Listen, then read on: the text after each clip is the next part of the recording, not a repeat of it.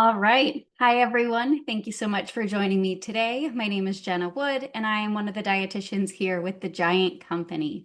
Welcome after a long holiday weekend. I hope you had a great weekend. Super cold, which is so strange.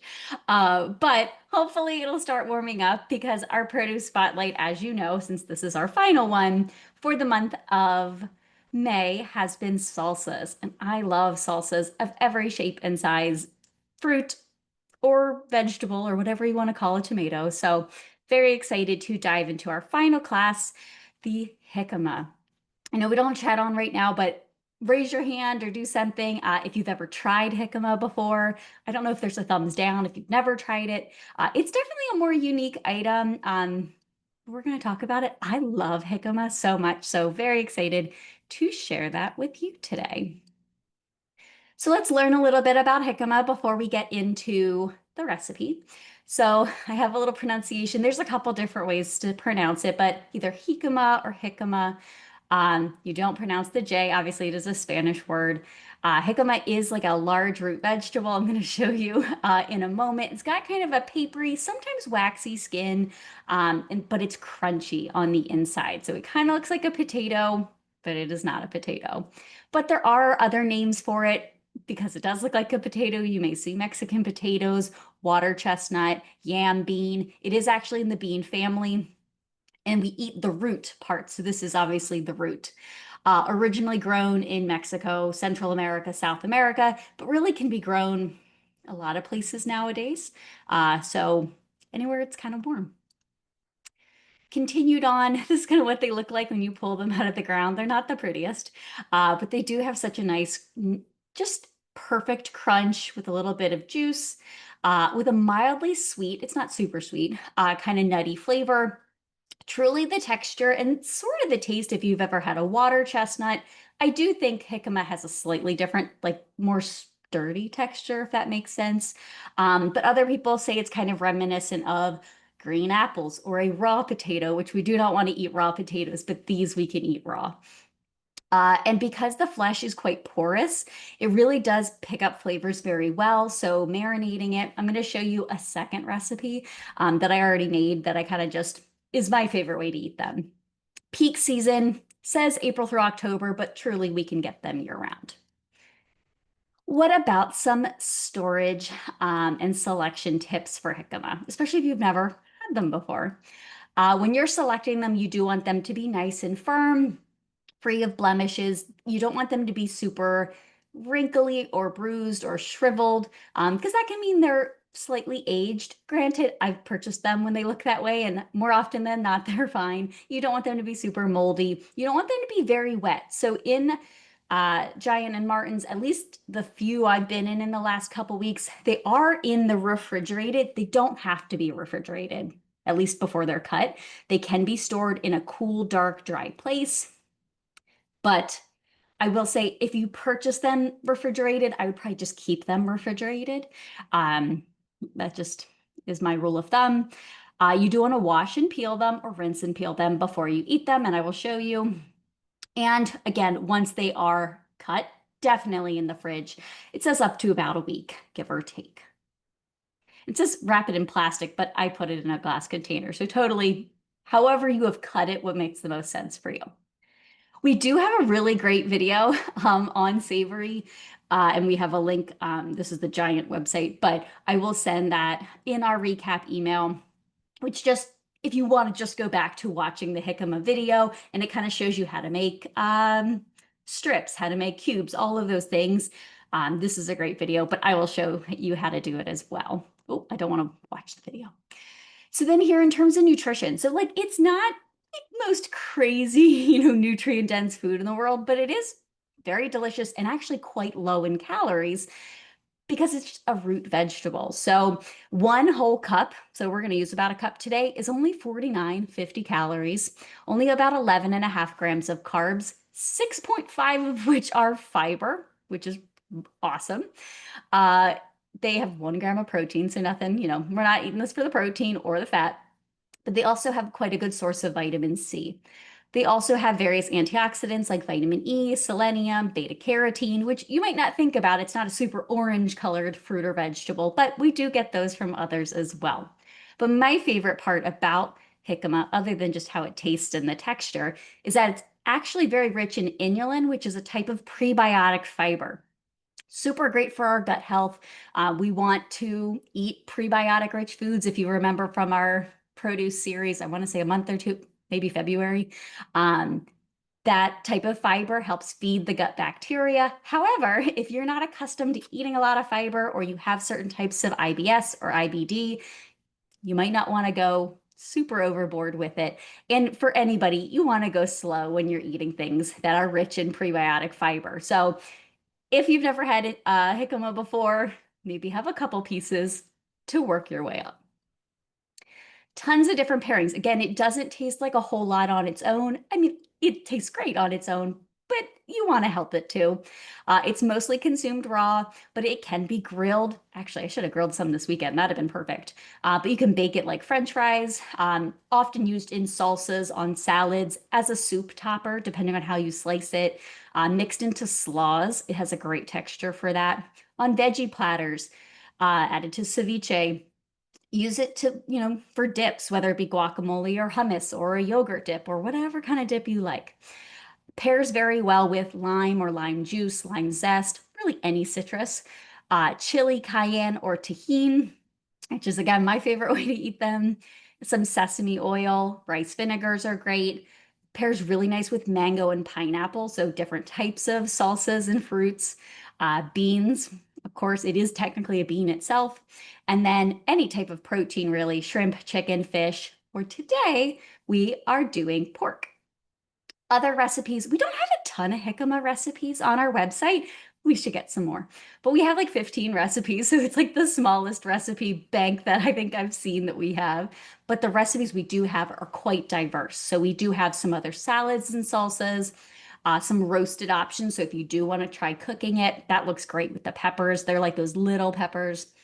And then this noodle salad with jicama and a miso vinaigrette, that looks amazing. That's what I'm going to try. That just looks delicious. So all of these, of course, are clickable links. Today's recipe is a 3 guiding star recipe, a pork tenderloin with a jicama grapefruit salsa. I know this is a lot on a slide. Of course, I will send it. You can click on the links for both Giant and Martin's, but I like having everything here to talk through.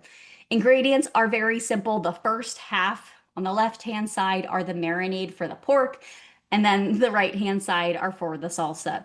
So I did already marinate, and it is already in the oven.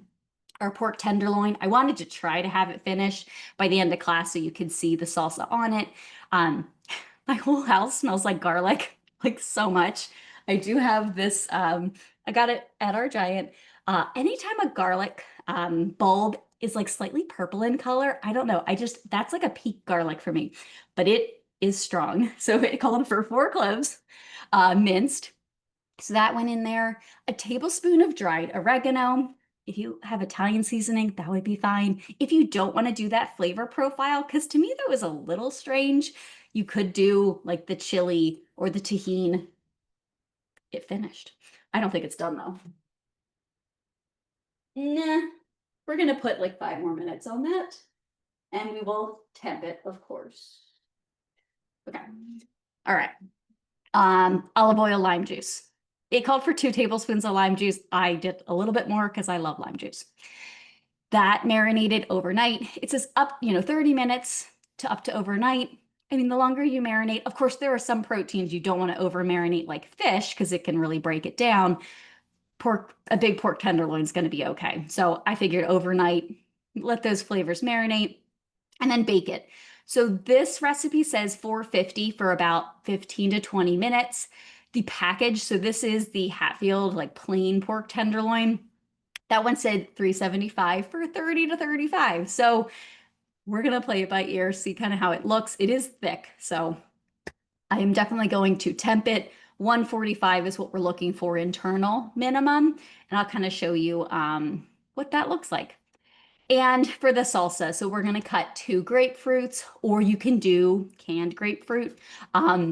I couldn't find canned grapefruit. We do have some grapefruit already cut in the fresh section. So not mine wasn't with the cut fruit. Mine was closer to like where you'll find the probiotic beverages and kombuchas and things in produce, but it's a big container and I like grapefruit, but not that much. So I'm going to show you how to cut them. And then you're going to make sure you reserve the juice from when you're cutting it because that'll help make the salsa, liquid part. Then we're going to cut up the jicama, the bell pepper, some cilantro, and jalapeno. Then we're just going to top the pork with it. I will show you for pork. A lot of people overcook pork, and I know that's not the point of today's class, but I do kind of want to showcase what the temperature differences look like. 145 is perfectly safe for fresh pork, and it definitely is the best texture.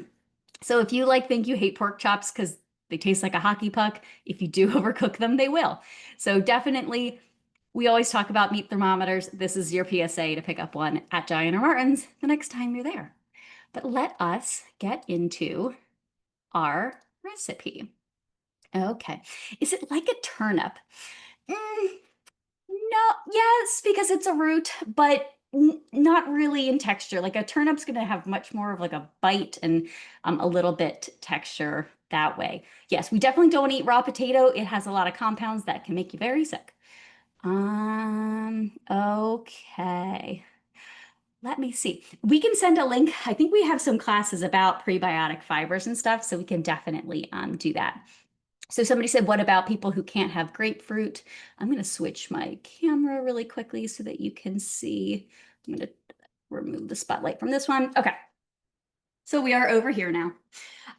If you can't have grapefruit, let's say you're on various blood pressure medicines, I would do a different citrus, maybe an orange, like a navel orange would be just fine, or a blood orange would be amazing. So here, I'm going to put on some gloves because I have a nice cut on my finger that I don't want to have grapefruit in. So let me see. And I just like these. Is there a substitute for the bell pepper? Oh yeah, a lot of people say, they can repeat on you. Um, You probably could leave it out, do more of the jicama possibly. Um, it does have a nice texture though, so I'll have to think more. All right, for the grapefruit. So what we're gonna do is we're going to kind of, if you've ever heard of supreming a citrus, that's what we're doing today. I personally think supreming is kind of a waste of time, but I will show you why people do it. So to supreme this, I know this is not the food. We'll get to the jicama in a second, but you are gonna cut off the top, not too much, but you do want to start to see the grapefruit. All right, I should probably give the pork a temperature check so we don't overcook it. So let's take him out. Let's got my handy thing that I put on the counter so it doesn't get hot. All right, this is a thick pork. You can see there, there's a lot of liquid. I did pat it dry because it called for that, but oh, it smells real good in here. All right, here is my meat thermometer, which ironically is from the pork board. They gave that to me a long time ago, but I love it. All right, so into the thickest part.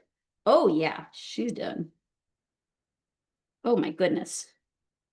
Yeah, okay, that's way over. So hopefully not overcooked. It doesn't look overcooked, but temperature-wise, it is, some of the pieces are 160, 170, so hopefully it's not too hot. But look how thick. It is a thick pork chop or pork tenderloin.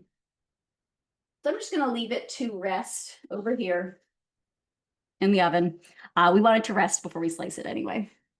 Actually, I'm going to take it out. Move it there. All right, let's get back to making our salsa. So let's see. All right, back to this. So we're going to also chop off the bottom so it has a flat place to sit.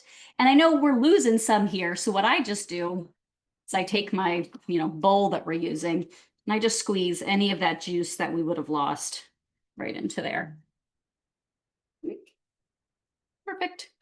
So then typically what I'll use is a paring knife and you'll just go around the sides, kind of trying to follow the natural curve.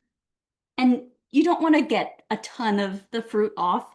So trying to get as close, but you are looking to remove this white part, the pith and the membrane, all the way around. This is a weirdly shaped grapefruit. Again, we can squeeze out whatever is remaining here. Put it over here for now. Okay, and then just kind of clean up any extra pieces you have. So then what we're gonna do to supreme or segment the grapefruit is you wanna look, it's a little blurry, but you wanna look for those tiny white little lines here. That's gonna be the membrane. And you're gonna slice in between them. And then it should give you a piece that, doesn't have any of the membrane on the sides. Again, to me, I don't find this to be a super useful step. And of course, you can peel some of it off too. Some of the pieces will peel. The membrane can be a little bitter, so that's why, and it's easier to eat if you cut off the membrane, but the membrane is still a part of the fruit. It's going to have some fiber and some pectin and nutrients, so that one peeled off really well. I don't know. In my day-to-day citrus eating, it's not something I do all the time, but we're doing it because the recipe says to. And like some pieces, of course, like this one is a little bit tough, so it would be good to cut this one off, but I don't want to spend too much time on the grapefruit. Again, you can peel some of them. One's not coming off. All right, so to save us some time, I'm not going to waste too much. Break apart. Again, we want to put as much of the juice, because we're not putting, ironically, because there's the grapefruit, any other citrus. Like if you have extra lime, certainly you can do that. Okay, in there. Okay, so there is our grapefruit. The recipe calls for 2. So I already did one earlier to save us some time. And of course, there is still a little bit of, pith and membrane. That's not going to bother me. If it bothers you, I would cut off the rest. All right, there we go. So then we have 1 bell pepper, red bell pepper. You could do whatever color you like. I don't think green would be super good in this. But I also don't love green peppers, so that's a personal preference. But I think yellow, orange, those would both be fine. And yeah, I think you could leave it out if you really needed to. Now, I'm going to use my handy dandy because I personally actually don't love chopping things. I'm going to use my little, like, whatever this is called. And because this will give me nice uniform pieces. Okay. So I'm going to just plop it in here.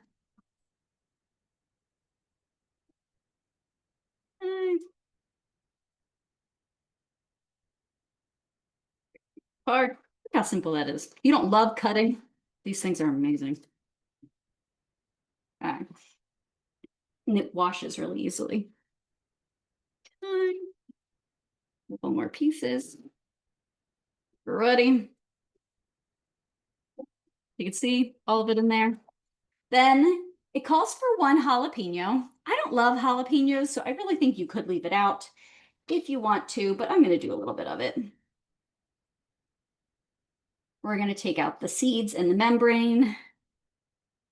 A lot of the heat is in there, so take out as much as you want. I'm going to stick this right in there too.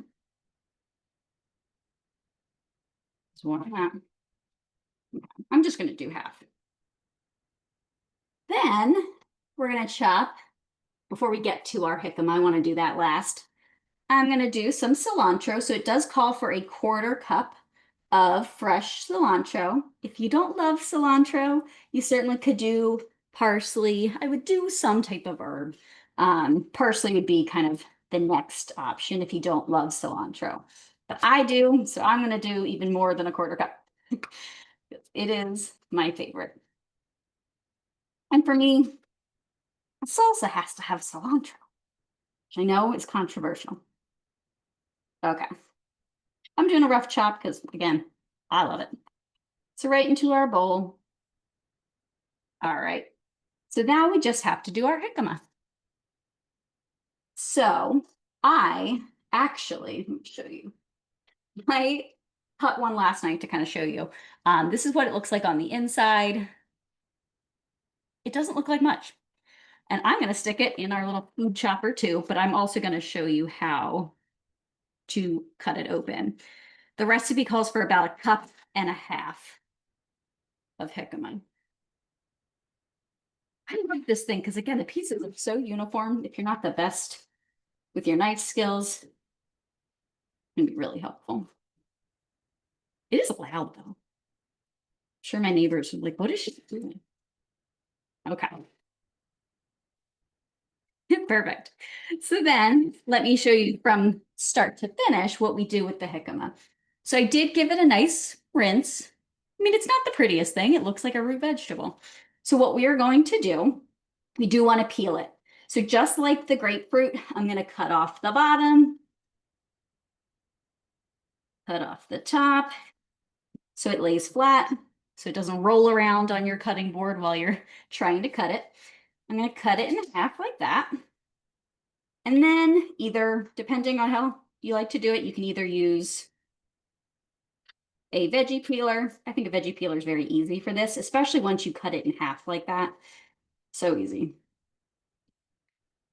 Always go away from you, not towards you with your veggie peeler. Like, look how easy that was. Okay. Get off my cutting board. Do the other side.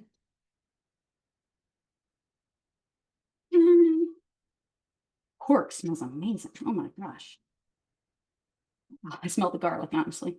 And I guess I do smell the oregano too. So if there's a little brown spot, just get him off. Okay. So then now you can either cut it into the strips if you want to eat them like with a dip, or toss them with like spices, or if you want to make it into the cubes, you can do that as well. So I'll just kind of show you. I like to kind of cut down into thin strips like that, to like wedges, and then cut them.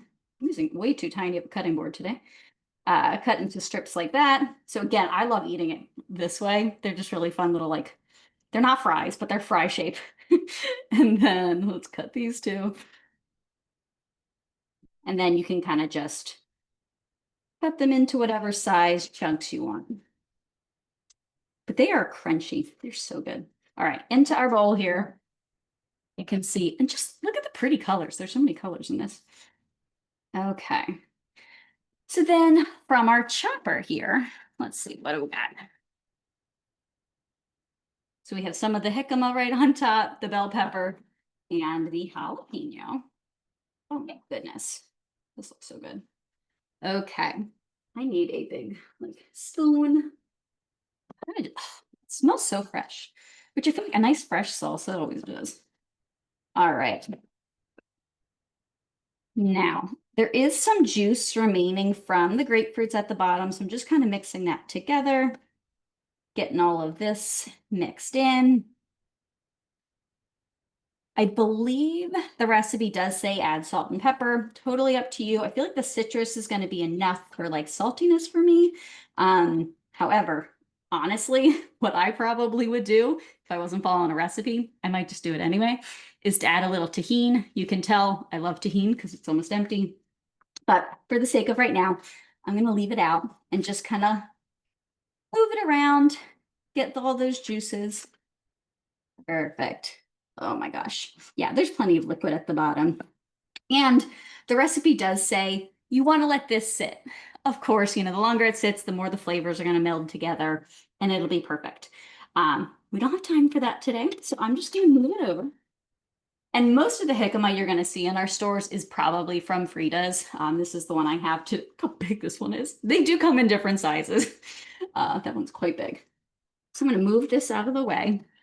And I am going to try to slice up the pork to show you because we still have a little time. I have moved my cutting board here. For a cutting board like this, they're kind of wiggly. I like to put like a wet paper towel underneath to kind of stabilize it just a little bit. All right. Then we're going to take our pork. Look at that. You see all the oregano. Looks so good. All right. I know I put a knife somewhere. Let's see here. Oh yeah, not too overcooked.